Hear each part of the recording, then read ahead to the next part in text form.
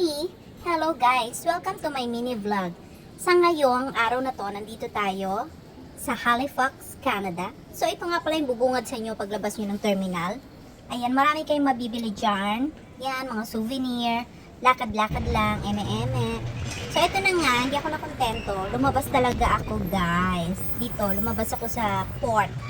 Ayan, sinusundan ko lang yung mga tao. Ito nga nakita ko may trend dito. Ayan, sinusundan ko yung mga paglakad ng mga tao kasi wala akong alam dito sa lugar na to. First time ba? Sige lang, lakad-lakad lang. O, Jiva, lakad pa. So, itong na nga ako guys. Ayan, may nakita akong school bus. Ito, kita nyo naman guys. Naka-uniform lang ang lola mo. Lumabas talaga ako, partida na yan. O, Jiva. Sige, selfie, selfie. Video pa more.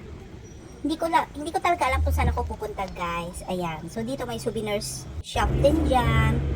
Ayan. Sinusundan ko lang talaga yung flow ng tao kasi sabi sa akin is doon daw sa bandang yon ang maraming pasyalan. So ito pa rin pinupuntahan nila. So meron daw mga museum. Parang Discovery Egg Labu. So ito na nga. Ang layo na ng narating ko. Wala pa na ako nakikita mga shops. Ano ba to? Sana ba ako? So basta sunod lang ako sa kanila. Malayo na, kaya bumalik na lang ako sa kabilang side. May chocolate shop.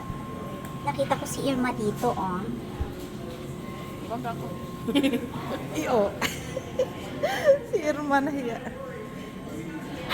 So, ayan guys, binidyoan ko yung mga items nila, mga product nila, just in case mag-business ako ng chocolate shop, charot. So, ito na nga, lumabas na ako. Lakad ulit.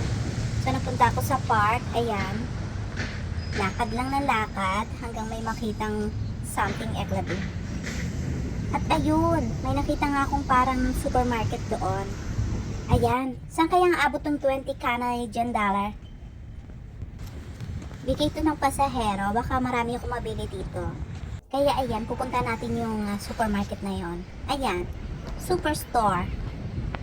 O sige guys, papapasukin natin yan para makita natin kung anong mabibili dito. Ayan, nandito na tayo. Ay, taray! Parang supermarket. Ayan, parang SM supermarket lang yan, oh. Uy, ang mumura ng tinapay. Canadian dollar ang price niyan, guys. Uy, ito sana bibiling ko. Malaki. Kaso mo nga lang, baka di ko maubos. Wag na lang. Okay.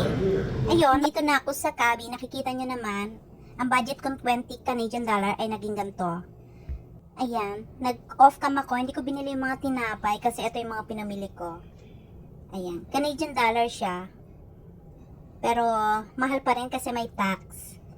Pero okay lang, kahit minsan makagala man lang makapamili, diba? Thank you Canada, thank you for watching guys, bye!